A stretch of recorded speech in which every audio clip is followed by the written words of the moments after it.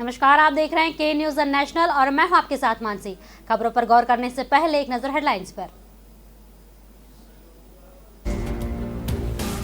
प्रधानमंत्री नरेंद्र मोदी ने बुधवार को कैबिनेट की मीटिंग की। इसमें एजुकेशन और फॉरेन ट्रेड को लेकर कुछ अहम फैसले लिए गए।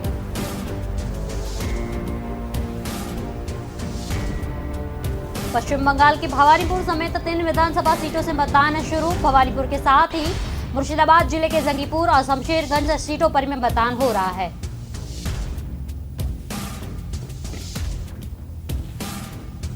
छत्तीसगढ़ कांग्रेस में एक बार फिर सियासी सरगर्मी बढ़ी। अचानक 10 से अधिक विधायक दिल्ली पहुंचे।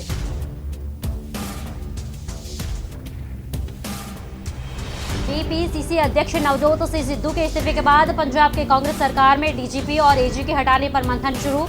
बुधवार देर शाम सीएम चन्नी ने एजी एपीएस देओल और डीजीपी आईपीएस से मीटिंग की।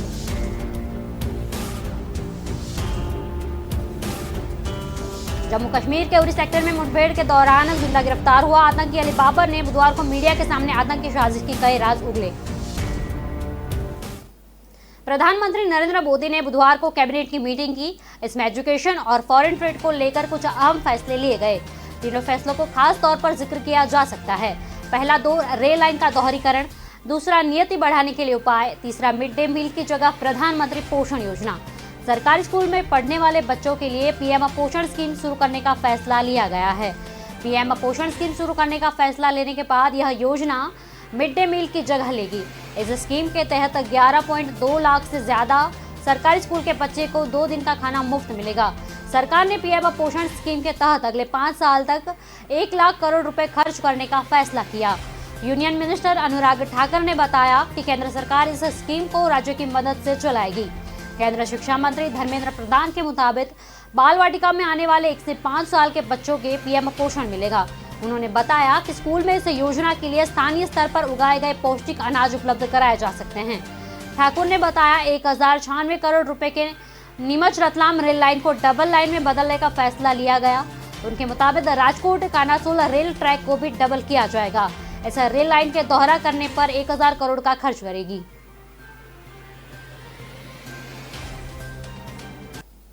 पश्चिम बंगाल के भवानीपुर समेत 3 विधानसभा सीटों से मतदान शुरू हो गया। भवानीपुर के साथ ही मुर्शिदाबाद जिले के जंगीपुर और शमशेरगंज सीटों पर भी मतदान हो रहा है। भवानीपुर सीट से खुद राज्य की मुख्यमंत्री और टीएमसी सुप्रीम ममता बनर्जी मैदान में हैं। भाजपा ने यहां से हाईकोर्ट की वकील प्रियंका टिब्रेवाल को अपना प्रत्याशी बनाया। भवानीपुर से कुल 12 उम्मीदवार मैदान में हैं। इनमें 5 महिलाएं भी शामिल हैं। कांग्रेस ने भवानीपुर सीट पर कोई उम्मीदवार नहीं उतारा, जबकि सीपीएम ने श्रीदेव विश्वास को अपना उम्मीदवार बनाया। राज्य में विधानसभा की 7 सीटें अभी खाली है, लेकिन 30 सितंबर को इनमें से 3 सीटों पर ही मतदान होगा। बाकी सीटों पर 30 अक्टूबर को मतदान होना है। भवानीपुर ममता बनर्जी की पारंपरिक सीट रही। वह साल 2011 और 2016 के विधानसभा चुनाव में यहां से जीती थी, लेकिन बीजेपी की चुनौती स्वीकार करते हुए उन्होंने इस साल अप्रैल मई में हुए चुनाव के दौरान पूर्व मेदिनीपुर के नंदीग्राम से मैदान में उतरी थी।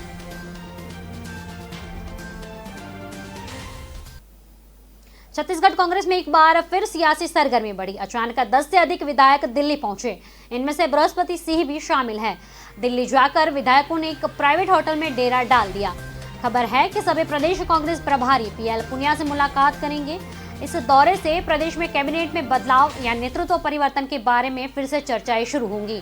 विधायकों के इस कदर दिल्ली कूच के मायने निकाले जा रहे हैं। इस मामले पर बुधवार शाम पत्रकारों ने स्वास्थ्य मंत्री टीएस सिंहदेव से भी सवाल किया। उनसे पूछा, विधायक वहां जाकर प्रदेश के सियासी हाल और विकास के कामों की चर्चा का दावा कर रहे हैं। सिंहदेव बोले, हम सब जानते हैं कि छत्तीसगढ़ की राजनीति में क्या चर्चाएं हो रही है। बदलाव की बात ये हो सकता है या नहीं, ये देखना होगा, मगर यह बात अब खुल गई है। उन्होंने कहा, पिछली बार भी जब विधायक वहां गए तो बात खुल गई थी। हो सकता है इसको लेकर वे अपनी बात रखने गए। भले ही वो कह रहे हो कि विकास दिखाने का आमंत्रण देने गए हैं, लेकिन यह दायित्व मुख्यमंत्री से ऊपर किसी का नहीं है। अब मैं जाकर कहूं कि आइए हमारे यहाँ, तो वो कहेंगे ठीक है, इस पर मुख्यमंत्री से बात करेंगे।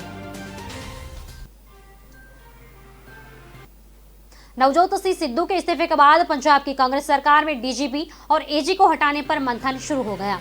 बुधवार देर शाम सीएम चन्नी ने एजी एपीएस देओल और डीजीपी आईपीएस सहोता से मीटिंग की। इस मीटिंग में किन मुद्दों पर चर्चा हुई, इसकी जानकारी नहीं है। हालांकि मीटिंग से निकलने के बाद देओल ने कहा कि उनसे कोई इस्तीफा नहीं मांगा गया। गौरतलब है कि इससे पहले नवजोत सिंह सिद्धू बुधवार दोपहर डीजीपी के तौर पर सहाय और एजी के तौर पर देओल की नियुक्ति पर सवाल उठाए थे।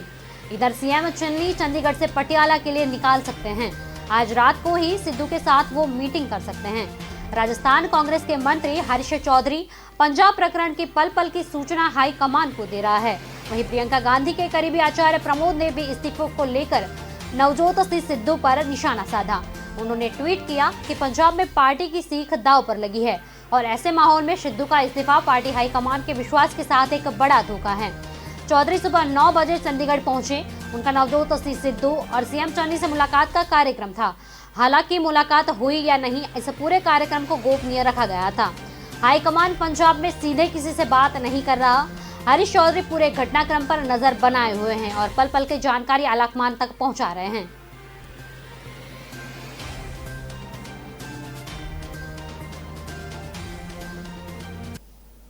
जम्मू कश्मीर के उरी सेक्टर में मुठभेड़ के दौरान जिंदा गिरफ्तार हुआ आतंकी अली बाबर ने बुधवार को मीडिया के सामने आतंकी साजिश के कई राज उगले। 19 साल के बाबर ने बताया कि उसके पिता नहीं है और बहन की शादी करवानी थी। पैसों के लालच में आतंकियों के संपर्क में आया और यह रास्ता चुन लिया। बाबर ने बताया कि सीमा पर उनके आका उरी जैसे ही एक और हमले की बड़ी साजिश की तैयारी में है। बाबर ने बताया कि उसकी मां बहुत बीमार थी और बहन की शादी नहीं हो रही थी। उसे पहले पैसे का लालच देकर आतंक के रास्ते पर भेज दिया गया। उसे बताया गया कि वह नेक काम करने जा रहा है। उसका कहना था कि मां की बीमारी के लिए उसे पैसों की जरूरत थी। इस बात का फायदा लेकर उसे आतंकवाद के रास्ते पर लाया गया, लेकिन यहां आकर उसे पता चला कि जो बात उसे बताई थी वह सब गलत थी। उसने बताया कि भारतीय सेना की तरफ से उसे तंग नहीं किया गया, उसे कपड़ों से लेकर खाने पीने का इंतजाम दिया गया था। जम्मू कश्मीर के उरी से मंगलवार को गिरफ्तार आतंकी अली बाबर ने कबूल किया कि पाकिस्तानी सेना ने उसे ट्रेनिंग दी थी। अली बाबर ने यह भी बताया कि उसे पाकिस्तान की खुफिया एजेंसी ISI ने रुपए का लालच दिया था। 20,000 रुपए उसे एडवांस दिए गए थे और 30,000 काम होने के बाद देने की बात कही गई थी।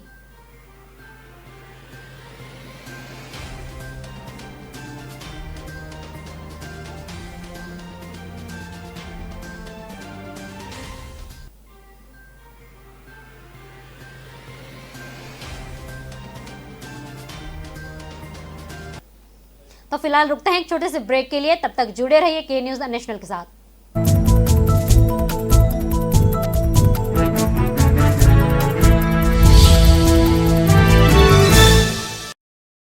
अर पन्ना काली बा अंधियारी रे मांझल रात अंधियारी रे आधी रात ले नान सऊदियो साथ चित्तौड़ दुर्ग सू एकली चली कुंभल गढ़ताई चाल पड़ी मेवाड़ धरा पे उन वीरिया में राज करे बनवीर ये माँ राज करे बनवीर ये। न ऐश का न द्वेष का यह दंगल है देश का। सुलगती समस्याओं के झुलसते सवालों का होगा दंगल देश का। प्रशासन के प्रश्नों को लेकर होगा दंगल देश का। शिक्षा, स्वास्थ्य, समाज, कानून और व्यवस्था के आज क्या है हालात। सोमवार से शुक्रवार रोज रात 8 बजे जलपा क्षत्रिय के साथ दंगल देश का।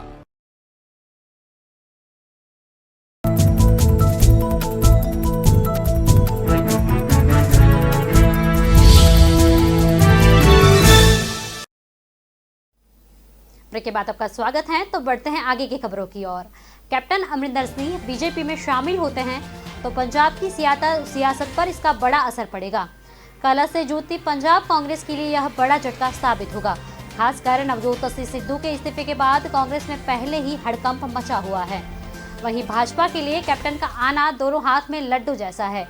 एक तरफ कैप्टन के जरिए किसान आंदोलन का हल निकलेगा तो दूसरी तरफ पंजाब में भाजपा को एक बड़ा सीख चुनावी चेहरा मिल जाएगा। कैप्टन की शाह में बैठक का पता चलते ही पंजाब की सियासत भी पूरी तरह से गरमाई हुई है। करीब 4 दशक बाद कैप्टन कांग्रेस पार्टी छोड़ देते हैं तो यह सिर्फ उनकी नहीं बल्कि कांग्रेस के लिए बड़ी चुनौती होगी। पंजाब में कैप्टन और सिद्धू के झगड़े में कांग्रेस पहले ही चुनाव में एंड से पहले महत्वपूर्ण समय बर्बाद कर चुकी है। वहीं इसमें पार्टी की छवि को भी भारी नुकसान पहुंचा। कैप्टन को हटा कांग्रेस सिद्धू के सहारे विधानसभा चुनाव में जीत दिख रही है। अब सिद्धू भी इस्तीफा देकर बगावती रास्ता अपना चुके हैं। ऐसे में पंजाब में 2022 में कांग्रेस की जीत भी खतरे में पड़ चुकी है। कैप्टन अपना सियासी रास्ता बदल देते हैं तो पंजाब चुनाव में बचे करीब 4 महीने कांग्रेस पार्टी के बगावत को रोकने में ही निकल जाएंगे। पंजाब के सीएम की कुर्सी छोड़ने के बाद कैप्टन अमरिंदर सिंह ने दिल्ली में केंद्रीय गृह मंत्री अमित शाह से बुधवार शाम को मुलाकात की। शाह के आवास पर यह बैठक करीब 45 मिनट तक चली। दोनों के बीच लंबे समय से चल रहे किसान आंदोलन पर चर्चाएं हुई। साथ ही नए कृषि कानूनों को वापस लेने और एमएसपी की गारंटी देने की मांग की। कैप्टन के मीडिया सलाहकार रवीन ठकुराल ने इस संबंध में ट्वीट कर जानकारी दी। हालांकि चर्चा है कि गुरुवार को कोई बड़ा कांग्रेसी नेता भाजपा में शामिल हो सकता है। इसे कैप्टन से जोड़कर देखा जा रहा है। कैप्टन मंगलवार को दिल्ली पहुंचे। इसके बाद उन्होंने किसी राजनीतिक व्यक्ति से मुलाकात से इनकार किया था। फिर भी अब वह शाह से मिलने गए। चर्चा है कि अमरिंदर को भाजपा राज्यसभा के रास्ते सरकार भी ला सकती है और उन्हें कृषि मंत्री बनाया जा सकता है। पंजाब में कांग्रेस नवजोत सिंह सिद्धू के इस्तीफे के बाद ये बात उलझी हुई है। ऐसे में कैप्टन की इस मुलाकात ने पंजाब में सियासी गर्माहट को और बढ़ा दिया। कैप्टन का दिल्ली दौरा पंजाब की सियासत के मायने में काफी अहम है। कैप्टन को अपमानित होकर सीएम की कुर्सी छोड़नी पड़ी। मुख्यमंत्री रहते वह अक्सर प्रधानमंत्री नरेंद्र मोदी और गृह मंत्री अमित शाह से मिलते रहे। हालांकि अब यह मुलाकात हो रही है तो इसके सीधे सियासी मायने लगाए जा रहे हैं।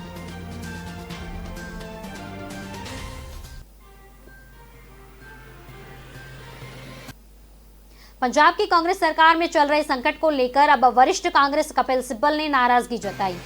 पार्टी की लीडरशिप पर सवाल उठा चुके सिब्बल ने कहा, कांग्रेस का कोई इलेक्टेड प्रेसिडेंट नहीं है, पर फैसला कोई न कोई तो ले ही रहा है। गलत हो या सही हो, ये चर्चा वर्किंग कमेटी में होनी चाहिए। लोग पार्टी छोड़कर क्यों जा रहे हैं, यह सोचने की जरूरत है। सिब्बल ने कहा, हम G23 को निश्चित तौर पर जी हजूरी 23 नहीं है। हम मुद्दे उठाते रहेंगे। मैं आपसे कांग्रेस से उन लोगों की तरफ से बात कर रहा हूं जिन्होंने पिछले साल अगस्त में CWC और सेंट्रल इलेक्शन कमेटी को चिट्ठी लिखकर पार्टी अध्यक्ष का चुनाव कराने की मांग की थी।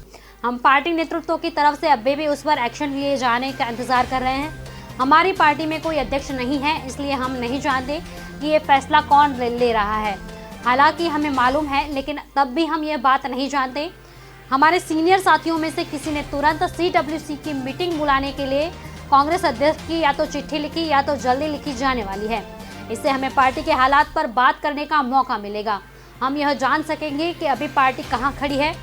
सूत्रों के हवालों ने बताया कि सोनिया गांधी को कांग्रेस के वरिष्ठ नेता और जम्मू कश्मीर के पूर्व मुख्यमंत्री गुलाम नबी आजाद ने चिट्ठी लिखी थी। सिब्बल ने कहा था, कांग्रेस हम कमजोर होते नहीं देख सकते।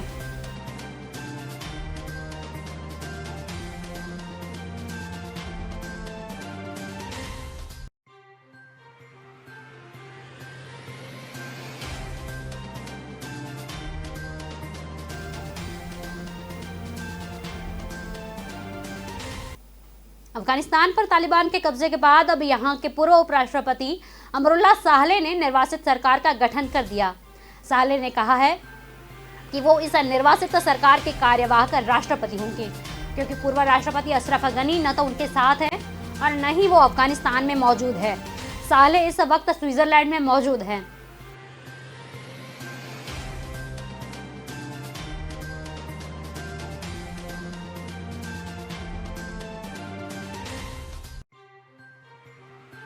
कानूनी तौर पर और दुनिया के लिए अफगान की सर्वमान्य सरकार होगी।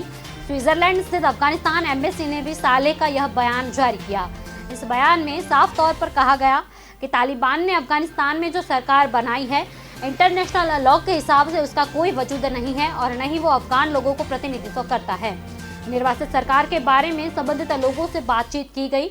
हमारे मुल्क पर इस वक्त बाहरी लोगों का कब्जा है। बयान में कहा गया कि पूर्व राष्ट्रपति अशरफ गनी के देश छोड़ने के बाद उनका first vice president Amrullah Saleh देश की कमान संभालेंगे। इसमें एक्टिव, एग्जीक्यूटिव, जुडिशियल और लेजिस्लेटिव पावर्स वाले लोग होंगे।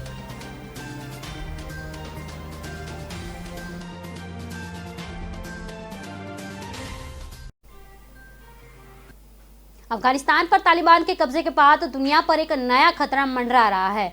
अमेरिकी आर्मी के joint chief of staff general mark मिले के मुताबिक अफगानिस्तान पर तालिबान के कब्जे का असर पाकिस्तान और उसके न्यूक्लियर वेपन्स पर पड़ सकता है। जनरल मार्क ने यह बयान सीनेट की आर्म सर्विस कमेटी के सामने दिया। मार्क के साथ defence secretary general Lloyd Austin भी कमेटी के सामने अफगानिस्तान मसले पर बयान दर्ज करा रहे हैं। सीनेट में उनकी पेशी पूरी हो चुकी है, अब वे हाउस ऑफ रिप्रेजेंटेटिव के सामने पेश किए होंगे। जनरल मिले ने कहा, हमारा अनुमान था कि अगर अमेरिकी फौज की वापसी बहुत तेजी से होगी तो इससे क्षेत्रीय अस्थिरता का खतरा तेजी से बढ़ेगा। इससे पाकिस्तान और उसके एटमी हथियारों पर खतरा बढ़ जाएगा।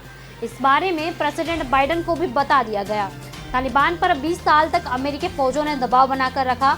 अब हम पाकिस्तान से उस रोल की भी समीक्षा कर रहे हैं जिसके तहत उसने 20 साल तक अपने यहाँ आतंकी पनाह गाह बना रहेंगे।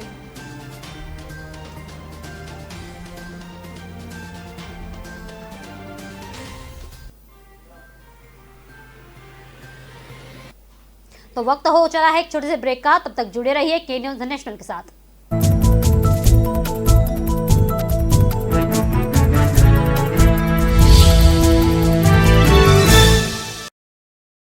दिल का परिंदा उड़ चला, अंदाज अपना मन चला, खुद की तो सुन ले, जी भर के जी ले, रुकना ना तू अब ठहर।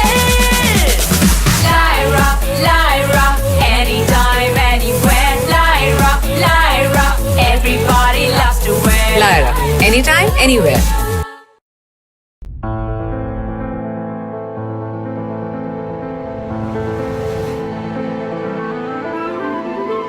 As you bite in, the soft chocolate shell cracks open to let creamy, velvety mousse flow.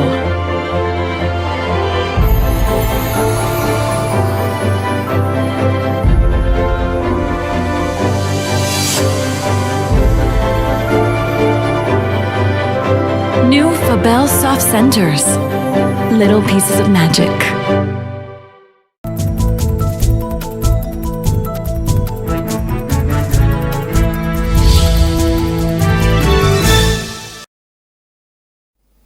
Break के बाद आपका स्वागत है। तो बढ़ते हैं आगे की खबरों की ओर। सीमा विवाद को लेकर चीन अपनी हरकतों से बाज नहीं आ रहा। एक तरफ वह बातचीत से विवाद सुलझाने की बात करता है तो दूसरी तरफ वह घुसपैठ करना नहीं छोड़ रहा। ताज़ा घटना उत्तराखंड के बाराहोती सेक्टर से लगे बॉर्डर की है, जहां चीन के 100 सैनिकों ने पिछले महीने line of actual control cross की। यह जानकारी अब सामने आई है। चीनी सैनिकों ने 30 अगस्त को घुसपैठ की थी और 3 घंटे वहां रहने के बाद लौट गए। इसका जवाब देते हुए भारतीय जवानों ने पेट्रोलिंग की थी।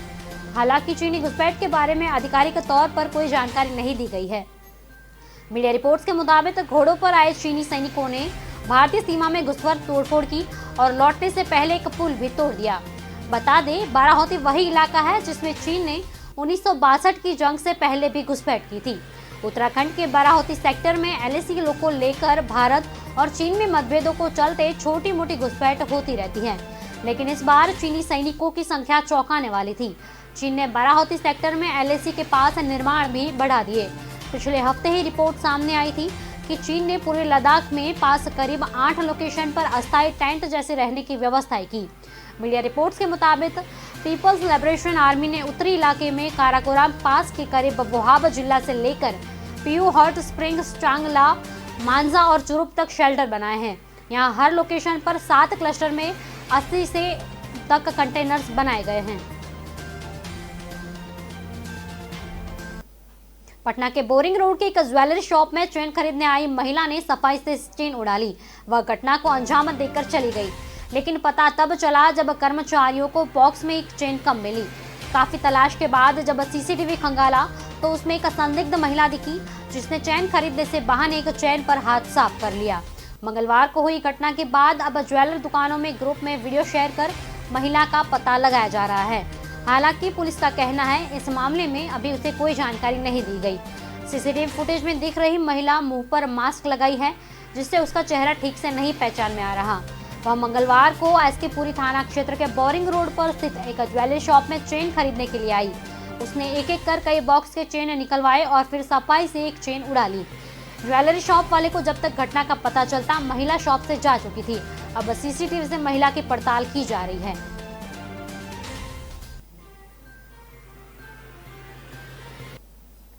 शिवपुरी जिले के बेराड़ में संतरा जाटव के परिवार ने सभी लोगों ने वैक्सीन लगवा ली, लेकिन टीम आते ही संतरा जाटव कोई बहाना करके घर बाहर निकल गए। किसी की कही बात का टीका लगा देने से कुछ साल बाद मौत हो जानी है ये तय है, उसके बाद से वह डर गया था। बुधवार को भी ऐसा ही हुआ। इस बार घर वालों ने पकड़कर जबरन टीका लगवाया, हाथ पैर पकड़कर और मुंह ढककर टीका लगवाया गया। सिर्फ संतरा जाटव ही नहीं, शिवपुर के ग्रामीण क्षेत्रों में अभी भी वैक्सीनेशन को लेकर लोगों में कई तरह की गलतफहमियां हैं। यही कारण है कि ग्रामीण अंचल में शहरी क्षेत्र की अपेक्षा कोरोना वैक्सीन पिछड़ा हुआ है। बुधवार को बैराड़ और खनिया थाना में तब सामने आया जब door to door vaccination team को देख ग्रामीण घर छोड़कर भाग गए। इन ग्रामीणों के परिजनों ने इन्हें बमुश्किल से पकड़ा और जबरन टीका लगवाया। बेराड़ में सड़क किनारे रहने वाले संतरा जाटव के परिवार के सभी सदस्यों ने काफी पहले वैक्सीन लगवा ली थी, सिर्फ संतरा ही बच गई थी। उसने किसी को सुना रखा था कि कोरोना टीका लगाने के बाद कुछ साल में मौत हो जाती है। ये बात उसके दिमाग में घर कर गई। टीम जब भी कस्बे में वैक्सीनेशन के लिए आती वह भाग जाती। बुधवार को भी ऐसा ही हुआ। इस बार घर वालों ने पकड़कर जबरन टीका लगवाया। छत्तीसगढ़ के सूरजपुर जिले में हाथियों ने एक युवक को पटक कर मार डाला। ये खबर सुनते ही ग्रामीण काफी नाराज हो गए।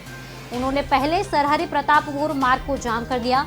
वन विभाग के रेंजर गांव पहुंचे तो वहां मौजूद महिलाओं ने रेंजर की कॉलर पकड़ ली और उनके साथ गाली गलौज भी की।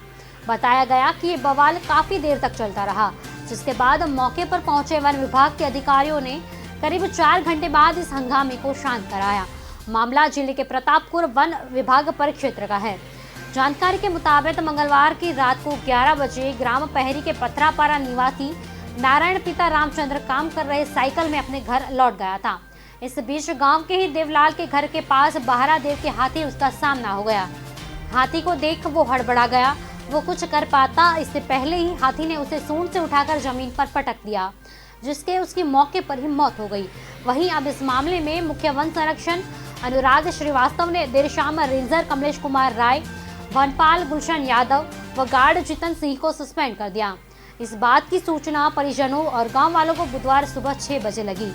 ग्रामीणों ने देखा कि उसका शव सड़क किनारे पड़ी रही थी। रामचंद्र की लाश देखकर ग्रामीण नाराज हो गए। धीरे धीरे गांव के लोग वहीं जमा हो गए और वन विभाग की टीम के खिलाफ नारेबाजी करने लगे। इतना ही नहीं, उन्होंने सरहरी प्रतापपुर मार्ग को भी जाम कर दिया था। बिहार पंचायत चुनाव के दूसरे चरण का मतदान बुधवार को संपन्न हो गया। 34 जिलों के 48 प्रखंडों में वोटिंग हुई। बूथों पर सुरक्षा के कड़े इंतजाम किए गए। वहीं जितिया पर्व के बावजूद मतदान केंद्रों पर महिलाओं की लंबी कतारें सुबह से शाम तक लगी रही। कुछ जिलों में छिटपुट घटनाएं भी हुई। मुंगेर जिले के टेटिया बंबर में टेटिया पंचायत में 2 पक्षों के बीच पथराव हुआ। इसके बाद कई राउंड फायरिंग हुई। गोलीबारी में 7 लोग जख्मी हुए, एक की हालत अभी भी गंभीर है। वहीं इस मामले में 2 महिला समेत 8 लोगों को हिरासत में ले लिया गया। इधर पटना के पालीगंज में भी गोलीबारी हुई। बक्सर के बूथ नंबर 101 राजपुर पंचायत के प्रिजाइडिंग ऑफिसर के गड़बड़ी के कारण हटाया गया, निलंबित कर विभागीय कार्यवाही की गई, साथ ही केस दर्ज किया गया। इस चुनाव के दौरान शाम 3 बजे तक 166 लोगों की गिरफ्तारी हुई। जमीन पर मतदान वाले बूथ को लेकर भी शोकास किया गया। पटना के पालीगंज में मतदान के अंतिम क्षण में बूथ संख्या 306 एवं 307 पर कुछ असामाजिक तत्वों ने गोलीबारी की। गोलीबारी से वहां अफरा तफरी का माहौल बन गया और मतदान के लिए आए लोगों में भगदड़ मच गई।